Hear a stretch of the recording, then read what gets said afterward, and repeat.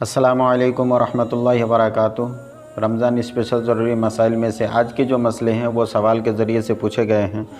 कुछ सवाल तो इंस्टाग्राम पे आया था और एक दो सवाल कमेंट में पूछा गया था, जिसका जवाब भी मैं दे चुका हूं, लेकिन वीडियो के ज़रिए मैं सब तक वो बातें पहुंचाना चाहता हूं। इंस्टाग्राम का ये सवाल आप स्क्रीन पर भी देख रहे होंगे, यही वो सवाल है और मैं पढ़ के भी आपको सुनाऊंगा, जवाब भी इंशाअल्लाह दूंगा। इससे पहले मैं आपसे यही कहना चाहूँगा कि अगर चैनल पर पहली बार हैं तो सब्सक्राइब ज़रूर कीजिएगा, वीडियो अच्छी लगे तो लाइक कीजिएगा और इंस्टाग्राम पे फॉलो नहीं किए हैं तो जो आपको दिख रहा है यहाँ पर आप इसको सर्च करके भी इंस्टाग्राम पे फॉलो कर सकते हैं, या फिर लिंक भी डिस्क्रिप्शन में है, आप वहाँ से भी हमें फॉलो कर सकते हैं। वहाँ मैं बहुत सारी दुआएं या नियत वगैरह मैं पोस्ट करता रहता हूँ और जो भी आपके सवाल हैं मैं वहाँ से कलेक्ट करके वीडियो बनाने की कोशिश करता हूँ। तो आज का जो सवाल है वो ये पूछ रहे हैं कि अगर किसी शख्स की वित्र की पहली रकात छूट गई और अब इमाम साहब तीसरी रकात में सूरह इखलास के बाद अल्लाहु अकबर कहेंगे तो सभी लोग हाथ उठाकर फिर से बांध लेंगे और दुआए कुनूत पढ़ेंगे, तो अब इस सूरत में जिसकी पहली रकात छूटी तो अब उस शख्स के लिए वो तीसरी रकात उसके लिए दूसरी रकात हुई, तो अब इस सूरत में वो शख्स क्या करे जिसकी वित्र की पहली रकात छूट चुकी हो। बहुत अच्छा सवाल इन्होंने किया है, इंशाअल्लाह मैं जवाब दे रहा हूँ आपको। और उसके बाद ये जो स्क्रीन पर आप देख रहे हैं ये कमेंट में पूछा गया, वित्र की जमात सिर्फ रमज़ान में ही क्यों, इसकी कोई ख़ास वजह? एक और तीसरा सवाल जो कमेंट में पूछा गया है, क्या मुक्तदी को भी दुआए कुनूत पढ़ना वाजिब है? ये एक। और चौथा सवाल है ये कि दुआए कुनूत अगर किसी को याद ना हो तो वो क्या पढ़े। तो चलिए मैं एक एक करके मैं सबका आपको जवाब देता हूँ।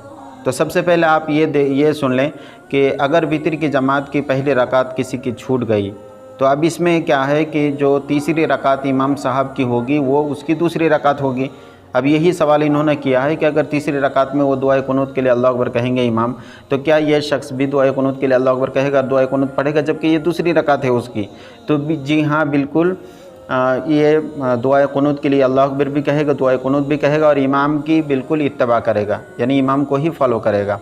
अब इमाम के सलाम फिरने के बाद, एक तरफ सलाम फिरने के बाद जब ये खड़ा होगा तो अब उस वक्त ये एक रकात जो इसकी एक रकात छूटी थी पहली, वो रकात ये पूरी करेगा, इसमें बगैर दुआए कुनूत वगैरह पढ़े, क्योंकि इसकी जो आखिरी रकात है सलाम फेरने के बाद, इमाम के सलाम फेरने के बाद जो ये खड़ा हो रहा है और एक रकात मुकम्मल कर रहा है, तो ये उसकी पहली रकात है, ये उसकी पहली रकात होगी और पहली रकात में दुआए कुनूत नहीं पढ़ते, इसलिए यहाँ पर दुआए कुनूत वगैरह नहीं पढ़ेंगे, इमाम के साथ सारी चीज़ें करेंगे और सलाम फेरने के बाद अकेले में सिर्फ सलाम फेरने के बाद सूरा मिला करके नमाज मुकम्मल कर लेंगे। ये हो गया पहले सवाल का जवाब। दूसरा सवाल यह है कि वित्र की जमात सिर्फ रमज़ान में ही क्यों, इसकी कोई ख़ास वजह? तो देखिए इसकी कोई ख़ास वजह नहीं है, हदीस पाक में ऐसे ही रिवायतें हैं और सहाबा इकराम का यही मामूल है। इसी तरीके का एक सवाल खलीफा हुज़ूर ताजुश्शरिया से पूछा गया था, तो आपने यही जवाब दिया था कि हदीस से जो चीज़ें साबित हो जाती है तो फिर उसमें हमारा क्यों नहीं चलता है। तो इसमें कोई ख़ास वजह नहीं है, बस ये है कि हदीस पाक से ये साबित है, इसलिए रमज़ान में ही वित्र की जमात जायज़ है। तीसरा सवाल यह है कि क्या मुक्तदी को भी दुआए कुनूत पढ़ना वाजिब है? जी हाँ, मुक्तदी को भी दुआए कुनूत पढ़ना वाजिब है। और चौथा सवाल यह है कि अगर दुआए कुनूत किसी को याद ना हो तो क्या करे?